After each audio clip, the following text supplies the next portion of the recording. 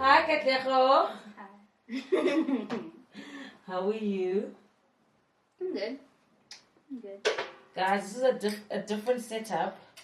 So we're not doing our usual knock on the door and welcome to my humble abode vibe. This one today is going to be a sit down session, and let's see how it works. Let me know in the comment section if it works. So basically, I'm just going to give it over to Katlego to introduce herself. I'll ask her a few questions. So we're going to speak about skin from her perspective fully. So yeah, I don't want to say much. You can introduce yourself, and this is your channel, and speak to my audience as if it's your future audience. Hey everyone, I'm Katlego and welcome back to Sino's channel. Hello. Yeah, that's how I greet everyone on my channel, and I am a content creator, YouTuber, creative all around. I have created a platform on my YouTube channel, a segment called The Spot, where we speak about skincare and all things in our journey with acne. It's definitely focused on people with acne and people dealing with scarring and all of that, and we just really talk about how we navigate our lives, how we navigate our relationships, how we navigate our thoughts, and just how we navigate self-accepting and just being positive about the skin we live in. Because I feel one thing my co-host says a lot is that it's not sustainable to hate yourself because of what is on your skin. Like, it's the way we feel about ourselves sometimes is not sustainable, and I think we are both tired, very tired of not loving ourselves or not being happy with ourselves because of our skin. So yeah, we get together and have certain conversations, and yeah, hopefully by the end of it we feel better and you guys feel better too. That's amazing, and so for me it stood out immediately. I love the name. It's called The Spot, which is super smart. Right. and then I followed your journey. So you went from hiding, not hiding, but not showing your skin, and then you on Twitter and Instagram, like 2-3 years ago, it was before lockdown I think, you started showing more of your skin, and you're tired of always having to dress it up. And then for me it was like just eye-opening, because I also was hiding, but I didn't even know what I was hiding. I just wasn't happy with how I look. Generally, I wouldn't leave the house without makeup for reasons I can't even explain sometimes. So what I also realized about your news segment, The Spot, when you guys speak about it, it's so much different than what happens in the head, in the mind. Yeah. So I love the conversation. I'm like, oh wow, I like it when you guys are like, it was such a duh moment, or like, how exhausting is it? I remember when you were talking about wearing makeup to work every day, you're like, it's ridiculous. You literally have to wake up earlier. I hate waking up early. 100%. Yeah, so it's like, why are we doing all of this? Why are we running around? I'm not even going to take pictures at work. Like, I'm there to file papers. I'm there to push paperwork. I'm there to deliver papers. I'm there to read cases. I really don't need makeup on my face. Like, there's no reason. So I just started going without makeup. And I really liked how, after you did that first reel, and then people actually... You hit a spot that you hadn't hit with your audience before, because you were doing natural hair, you're doing fashion, and then you actually found a niche where you're really, really needed. And you've gone on to do tutorials showing how to actually properly conceal and color correct and all of those things. So I was like, it's actually quite sustainable, this new niche and new topic that you deal with. It's sustainable in the sense that you can create a lot of content. There's a lot of brands willing to pay. You're also self-discovering and learning, so it's an evolution for you too. And also you're growing through it. So I think that's what I loved about my natural hair niche, is that it challenged me personally, it helped people, and you can also create products in the future. I always think sustainably 20 years. Yeah. I mean, I can also create, like, obviously I'm creating products now. So I like seeing an influencer that can grow their brand into a business that can support them financially for the rest of their lives. Yeah. So I was like, good for her, you know. Okay. I just wanted to say something about finding this specific niche. Like, it wasn't really intentional at all. I've had acne for a really, really long time, and I've always created skincare content or makeup content or things like that, but I felt like immediately when I started putting a hashtag acne on it, that's when people started finding it, you know? So I feel like the thing is, sometimes you need to be very intentional about the content you create or about the service you provide. So I felt like it wasn't enough that I was just casually just, oh, here's my skin, you know. It has to be, if it's about skincare, it has to be, hey guys, this is who I am, this is my skin, and this is where you can find me. Because I feel like before I started adding the acne word or hashtag or title to some of my content, it wasn't reaching the people how it was intended to reach. And then once I started naming it correctly or packaging it correctly, that's when people who actually needed it started finding it. So it wasn't even I've always had this attitude of like, you know, I have to always figure out how to just be myself, you know, because it was just, I've had acne for a long time, I've had natural hair for a long time, it was just too much figuring out, oh, I need to do this, I need to do that. Yeah, so overthinking the curation side. It's a lot. So I was just like, maybe if I'm just a little bit more organic with it, and I'm a little bit more intentional with what I call it and who it's for. Like I think my biggest problem was that I was trying to speak to everybody, but not everyone has my specific struggle or the struggles that we have. Load shedding. Yeah, I think that was my issue, that I was trying to speak to everyone, but it's not for everyone. That specific advice is not for everyone. That specific tip is not for everyone. If someone has clear skin, they don't need to color correct, they don't need concealer, they don't really need foundation reviews and that in depth of the coverage and how it wears and stuff like that. They really don't need it, you know. When it comes to skincare content, I know although a lot of brands, they tend to use people with clearer skin and things like that, but when it comes to skincare, I know that we really buy it, we really use it, we really test it out. We will go from brand to brand to brand to brand to brand to brand, trying I find that you'll invest more money. Yes, it definitely matters, and I think that's really helped me a lot, because I've always I remember in the beginning of my content creator journey, I'd get a lot of people text me and be like, oh, I saw you posted a picture with your chest acne out, oh, thank you so much and stuff like that, but it's never been another thing is like, I don't want people to feel sorry for me. I know, I get that. You know, because I don't feel sorry for myself. Yes. You know, but it just seems like every time when you like when I did the concealing spots video, people felt the need to tell me I don't need to, which is weird because it's Who not said like this? A very famous person said this. I don't know what they put. It was Jackie Anna. So she was like, I don't know what she posted, and then she's like, there's people that do like fake sympathy. I think that's what she called it. It's like they'll be like, as a black girl, you don't, or I don't know, like weird things. And you're just like, I don't need that. Like, let's just, I'm just showing, cool. Yeah. I'm just showing you a tip. Like, I don't conceal every day. Like, because like, I've always said that like, I became a content creator a little bit later in my life. So by that time, I already had a relationship. I already had this. I already had that. So there were just specific parts of my life that were not content for me. That was just my life, you know. So I focused on what I knew I liked doing, which was hair and fashion. Yeah, that's it. Hair. So with everything changing and things like that, I'm just like, okay, let me just do this a little bit more. Let me just do this a little bit more. You know what I like though? Like what led you also to this? I always say, like I did a Pongras video where I was advising. And I also say, like, if anyone's asking me for advice, I'm always like, the comments are lead you. It's like market research. Yeah. It's what big companies pay money to try to find out what they should be creating. And we get it because we're influencers. People all feel entitled to telling us. I mean, people feel like they can send messages.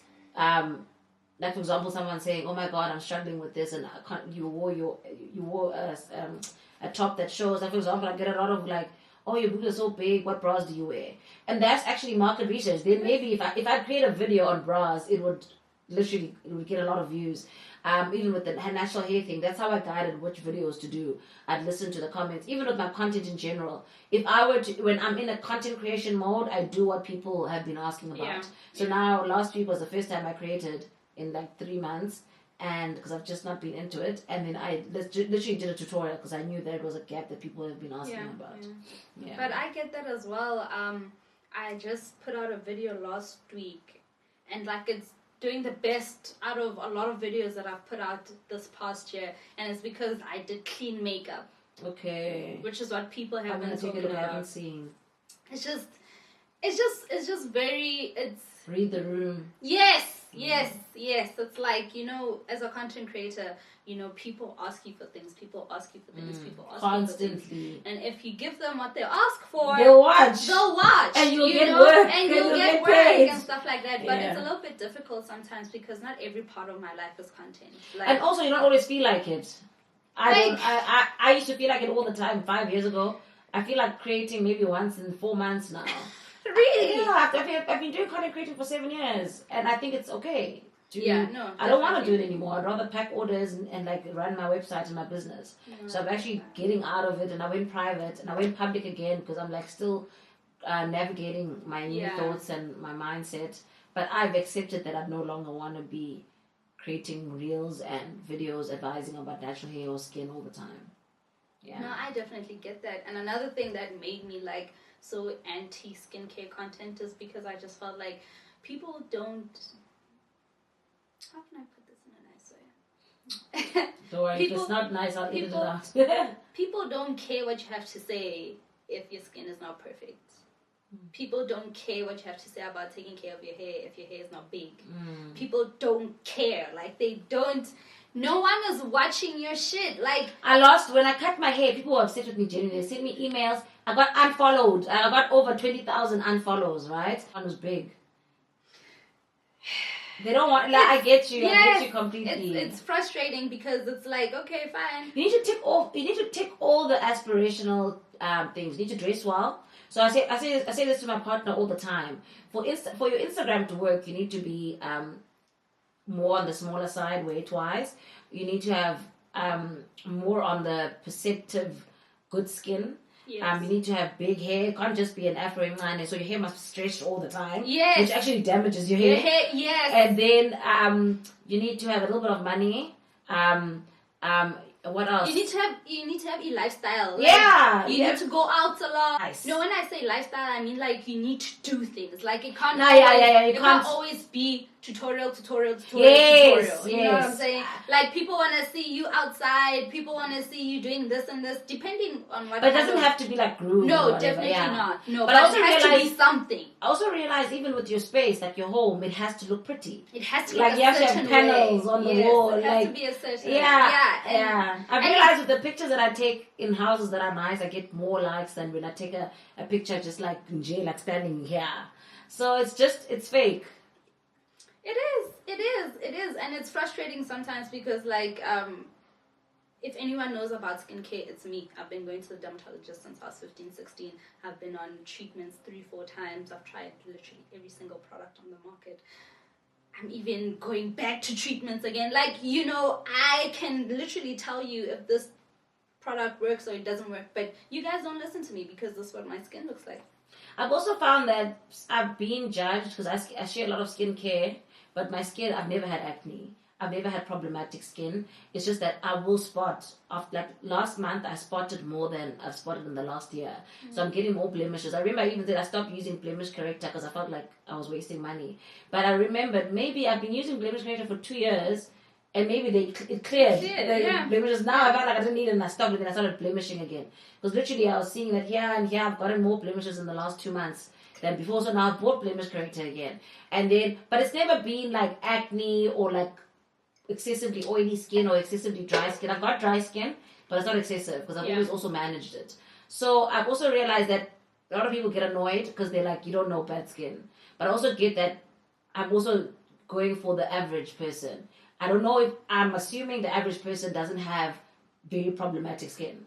So I don't know, you can correct me. That's the thing. We don't know the numbers. We really don't know the numbers. But I think a certain fact in life is that there are more haves than have. There are more have-nots than haves. it's usually said when it comes to money, there are Okay. more people without money than people. Yeah, there's with, more have-nots you know. than haves. Yeah, and then So in the context of skin. I think it may be that way. I haven't looked into it. I actually will. Maybe we should talk about it on the next after one. or you guys can research it and talk about it. Yeah. Is it genetic? Definitely. Mm-hmm.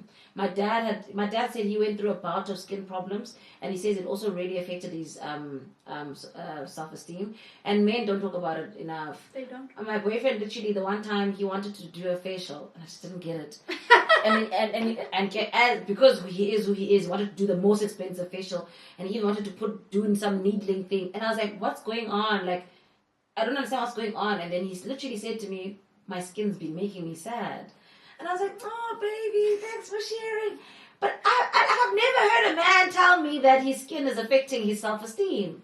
So we don't even know. Men, they don't even talk about it on social media. We don't know. We don't know. Do they know? Who? Men, do they know? No, that it's affecting them. Do they know? Or do they keep on ignoring? I think they know. I think men conceal. I think men know what's going on inside. That's what I'm saying. Like, conceal.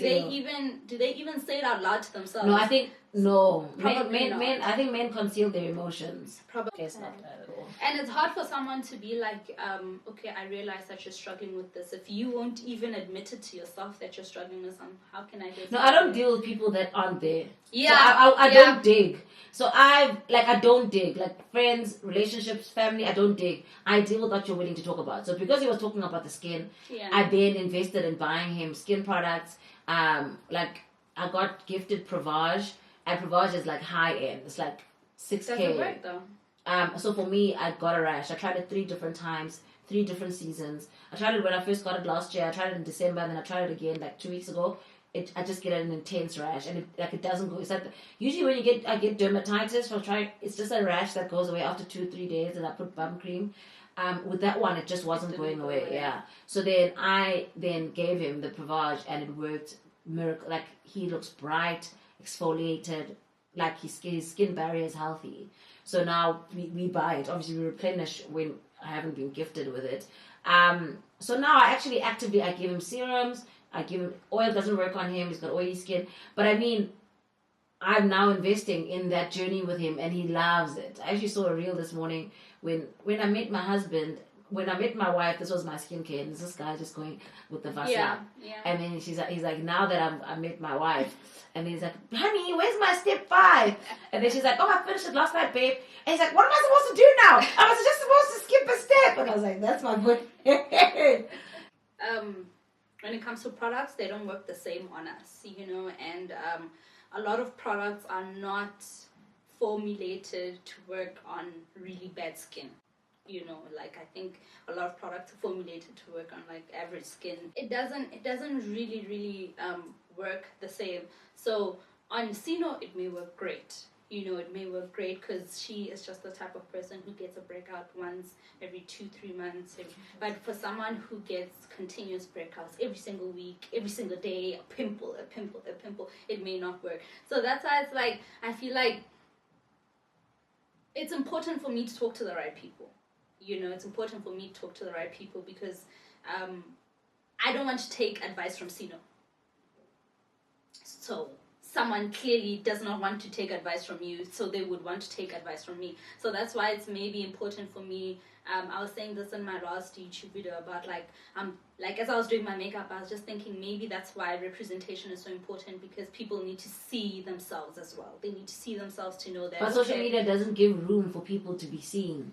Like social media wants to see one thing. One thing. They want to see one thing. So that's I think that's the difficulty of it. But I found that once you just stop swimming against the tide and just give in and surrender. I think it's a give. I think it's a take and give, push pull. I think you give what people want, and then in other snippets you do what you want. Like my YouTube, I'm done giving what people want. You're gonna do what you want. I do what I want. Then I'll have seasons where I feel like doing vlogs. Yeah. Then my Instagram, every now and again, I'll have seasons where I want to give what people want. Then I'll have seasons where I'm just doing what I want. But then also I used to do it more on a daily basis. So today I'll do me, tomorrow I'll give. Maybe for the next 3 days I'll give, and then one half a day I do me. Then I do a bit of me, it's boring. Then halfway during the day I post a hot ass picture, outfit of the day. So you sort of like, they're not sure. They're not sure. So they don't almost know. find themselves watching the stuff of mine that I want to give. Yeah. Because I'm also giving them what they want, you know? That saying that says give them what they want is very true. It is. Because at the same time, as much as you guys want to see something specific from me, y'all don't know where I want to end up. Yeah. We all don't even know her.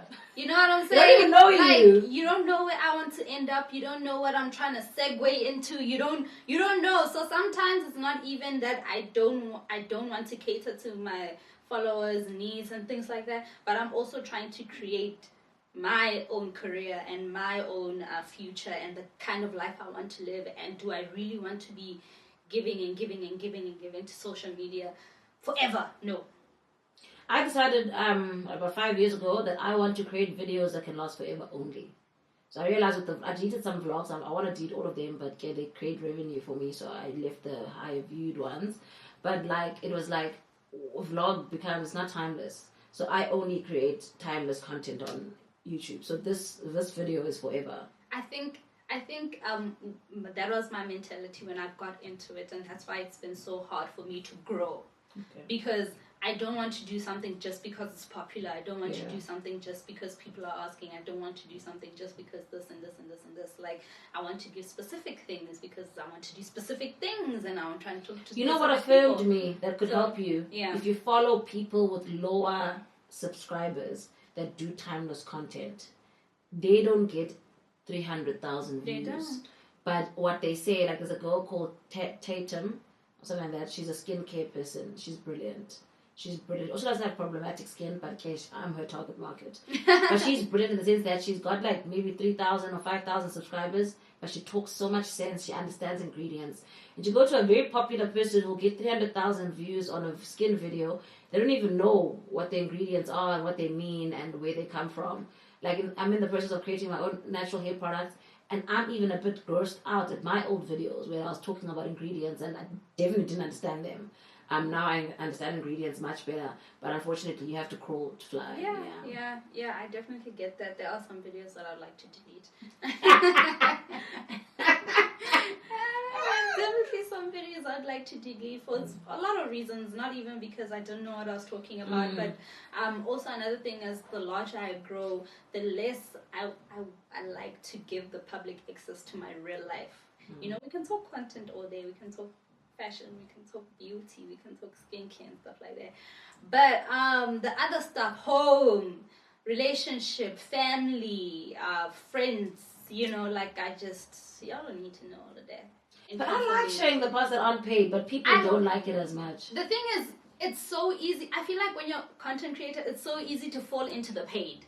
You know, like I once posted like a picture and reel of me and my boyfriend and stuff like that, and all of a sudden here I am getting a campaign for Valentine's Day. Yeah, it is. It's just a lot to think about, especially when the people around you are not content creators. You know, this one time I posted a picture of me and my little sister, and then she told me that she got a whole bunch of requests, and she doesn't really even do social media a lot. She just has it because she has it, but she doesn't really post and stuff. But she's like, I got a lot of requests, and it was just, oh, guys, and How old is she? Very young. Very young. She's 10 years younger than me. Very young. So that scared me. That scared me a lot. And then I was just thinking to myself, this is exactly why Beyonce don't post nothing about her life. Yo, Beyonce is quite cool. Like I remember with Blue Ivy in her hair, it was horrible. It was horrible. And the thing is, like, you start to realize when certain things happen to you as a content creator, especially the larger your platform becomes, you start to realize that maybe it's not so safe to be showing my man all the time. Maybe it's not so. Okay, so I'm going to ask you a few questions. I'm going to try and twist them according to what we've spoken about already. Okay, so Let's go. What is the first thing you do every morning when you wake up? Drink water. Okay, awesome. Okay, do you think what you eat for breakfast affects your skin and hair? It does, it definitely does, but I don't eat for my hair and my skin. I eat because I want to eat, and if I want oats, I'll have oats. If I want oat brands, I'll have oat brands. If I want a smoothie, I'll have the smoothie. If I want a a big breakfast. I have a big breakfast. Like, my thing is, like, I'd love to be like, I think it was Jada Pinkett's mom who said she eats for nutrition. Yeah. I'd love to be like that, you know, but like, I really like food. Okay. I really like food. Okay. And then do you think the amount of water that you drink affects your skin, and how much water did you drink yesterday? Definitely. I try to drink 2 liters every day, but for the past couple of weeks when I've been sick, I haven't been drinking like as much water as I have to because I've been drinking my foods. I've been having to drink my so food. you're always full water-wise. So, and I realized my skin has gotten very dry, my hair has gotten very dry, it's breaking, it's doing all these things. It definitely does, 100%. Me too, it does affect me as well. So I've only been drinking 2 liters of water every day for the last 4 weeks, because that's when I started being intentional about what I'm eating. So even before the 15 days of cutting meat, I was already eating healthier. It makes a big difference. It does. And I can tell, despite the blemishes, your skin barrier is very, very, very healthy. Like, your skin is glowing. I was very surprised because when I went to the dermatologist a couple of months ago to try on this treatment that I left, she was like, you know, you have actually really beautiful You've skin. got beautiful skin. I've never heard that before, especially from a professional. You've got beautiful skin. It's because the barrier is very different from blemishes. So I think obviously I'm not a dermatologist or whatever, so that lady can then really look at the real problem, and she's not going to give you stuff for she's going to give you stuff for the things that I need.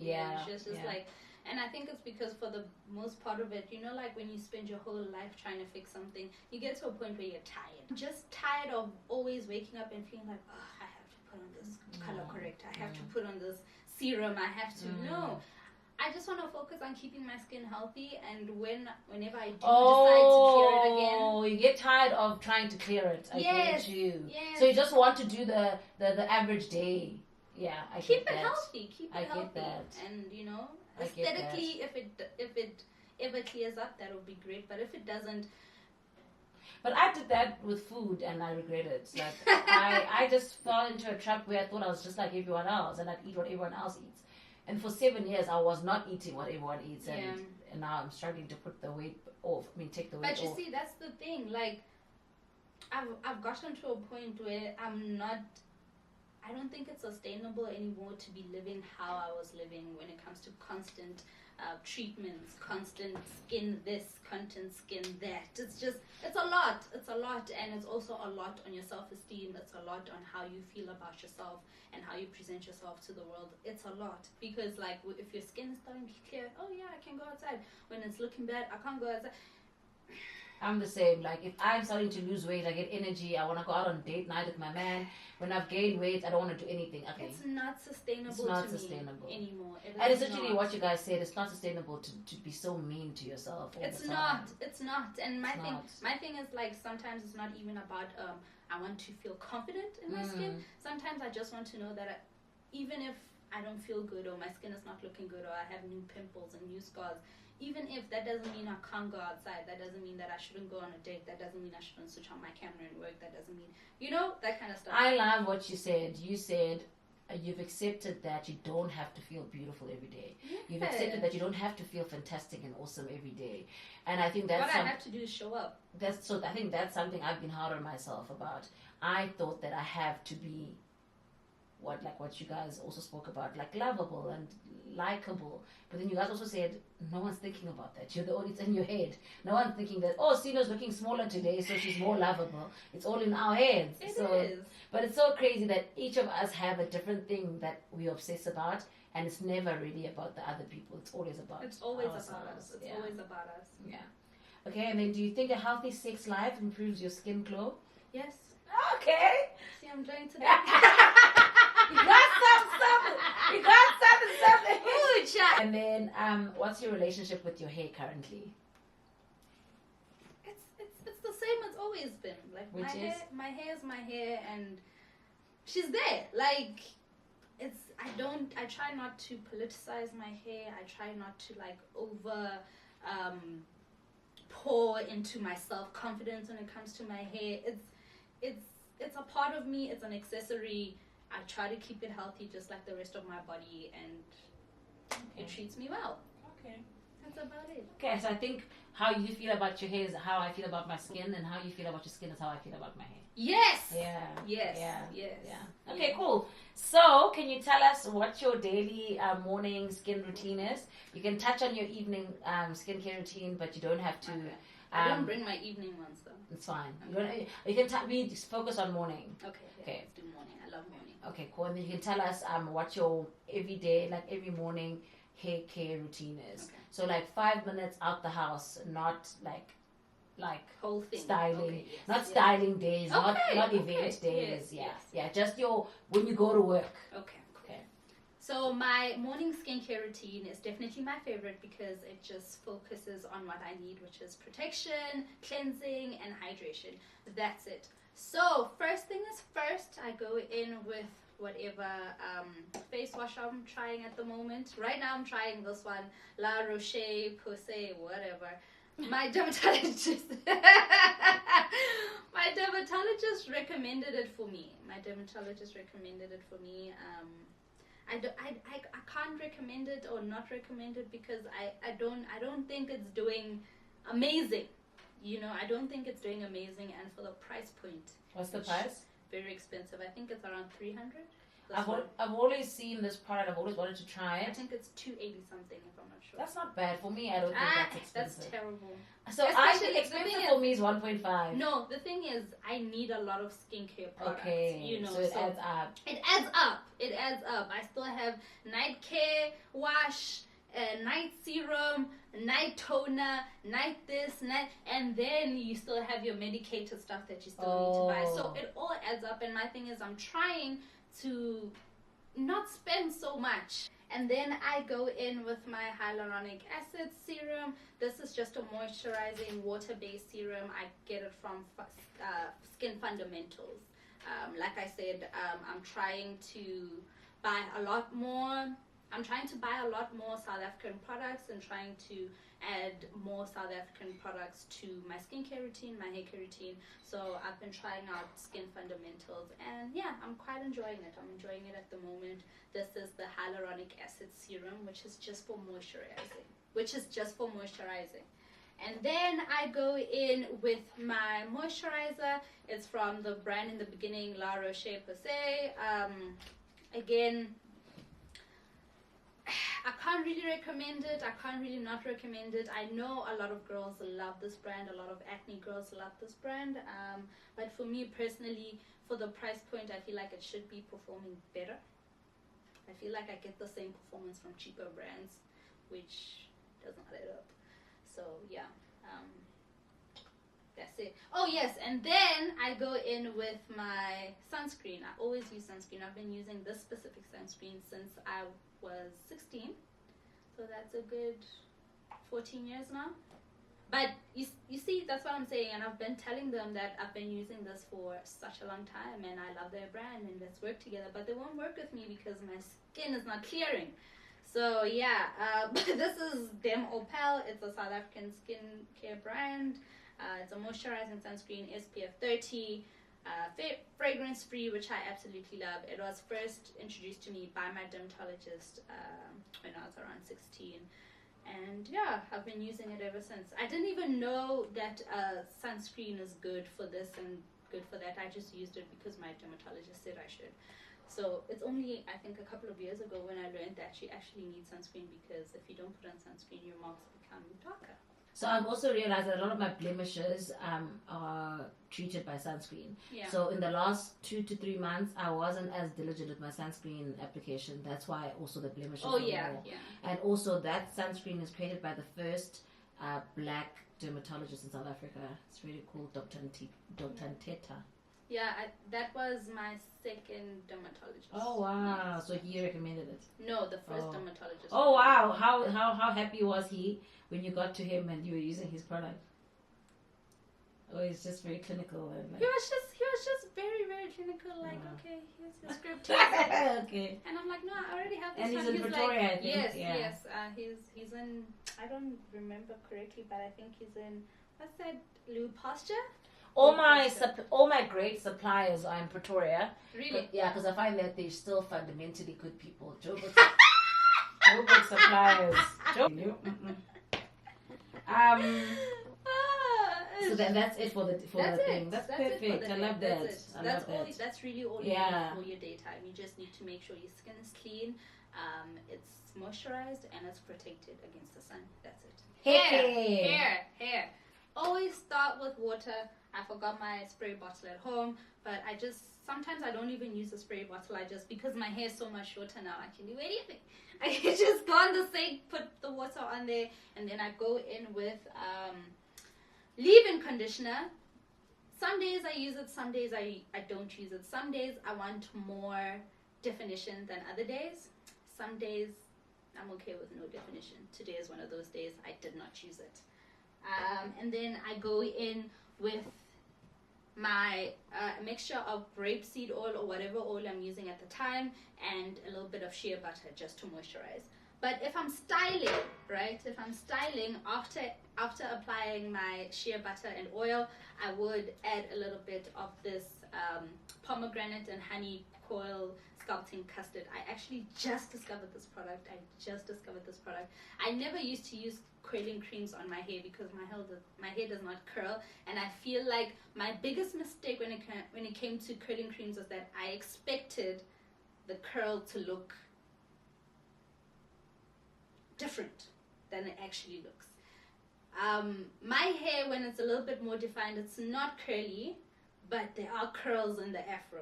So I thought it wasn't working, but it actually was. And yeah, it's a good way to really, if you really want to define your curls, you definitely do need some kind of custard, some kind of product to help you curl your hair, especially if your hair is a little bit more kinky than curly. But yeah, I use this, and then I go in. I see a lot of coils in your hair, but I think you're right, because the true definition of hair types, they go all the way, the curl type or the kink type. I like kinky more than curly. The kink type is that it goes all the way to G. And then I think it was Oprah's hairstylist who did the ABC one. Yeah. No, not ABC. Yeah, ABC, but it's actually A B C D E F G. They go very far. They go very far. But it doesn't mean when it's like super coily that it's not. Yes, that you can't define it. I think, and I actually was thinking about this yesterday when I was washing my hair, that I should probably do a video, because for a very long time I didn't use certain products because the result that I had in my head was not the result that I was getting. So you thought it wasn't working? Yes. Yeah. Because my hair didn't look like Tracy Ellis Ross. I was like, this is not working. Tracy Ellis Ross! Shut up! You! That's like no, like almost no coil. It's a curl. That's a curl. That's a curl. But it's looking. Now I won't lie. For me, curling creams still don't really work for me. I feel like they do. I feel like I get too much product buildup from them, and it's not sustainable for me. Definitely. That's why for me, it's not part of my hair care. It's part of my styling. And when you're styling, you're willing to die for it. And I don't style you just wash every the next day. Yeah. Yes. Yeah, I'm also like that. If I'm going in with gel and I'm just my wash day is tomorrow. Yeah, or if you see I'm not me going with gel, anywhere. if you see me with gel on my hair, my wash day is tomorrow or the next day. Yeah. And then also for me, what really my hair was also like fluffy, or like I thought the coil wasn't couldn't be defined like it is now. For me, it was treatments that did it for me. So I did my first protein treatment at Ruto's, and my hair like literally went a little bit more defined. And then when I did the next moisture treatment to blend with that, so now I then had to learn how to do that at home. I've never been able to define it the way that Ruto's did it, but it's still more defined than it was before Ruto's. That's why I'm saying that, like, it's definitely, some people use it as a lifestyle. Americans, they coil their hair every day. Yes, every single day. Yeah, you can't not have coiled hair. Every single day. But for me, I don't think it's sustainable. No, it's not. I'm not that kind of natural. But I think with me, it definitely, every single day, I would rather just kind of fluff my hair up and then pat it down. But if I'm like styling and anything like that, then I use one of these little sponges and I put some texture in my hair. But yeah, that's about it. I'm very I'm very basic when it comes to my hair care, especially now that it's a lot more shorter. I don't like to spend a lot of time on it. I don't like to. I also don't get people that say hair care is hard, because I don't spend more than 2 minutes on my hair on a daily. I don't think so. This morning I washed it, so it took me like 15 minutes. I washed it too. Yeah, and it was easy. It was easy, and I didn't even use a hairdryer. Like, people were like, oh, it's always dripping. I put a towel around my shoulders while I was washing my skin. And by the time I was done, it's air dried. Yeah. So, but people overcomplicate it. So with skincare, my routine is also the same as yours. But I think when I speak, I complicate it somehow with my explanations, and then I get into too much detail about each ingredient, and then people are like, yin lena, you know. So I think if more people spoke as clearly as you spoke, I think it'll be a different, and like. But you know what it is? I think it's because people are always trying to fix something. So it's always important for me to tell you that there's this specific ingredient in this serum to treat this, and you really don't need to. If you don't have anything to treat, if you don't feel like treating anything, you don't have to treat anything. You only have to make sure it's washed, it's moisturized, and protected. That's it. That's it. That's but it. People don't get that moisturizing as serum. Yeah, so they do wash. But toners also help. I feel like toner helps me moisturize. I use toner at night. Oh, that's why I didn't mention it. Yeah, that's why I didn't mention it. I use toner at night. Okay. I brought my toner here, but I don't use it in the morning. I forgot some of my night care products. I like to keep all of my hard-hitting product for the nighttime. All my treating serums, all my color-correcting serums, all my brightening serums. Nighttime, because that's really when your skin works, you know. So yeah. Okay, let's go. Thank you, doll. That was perfect.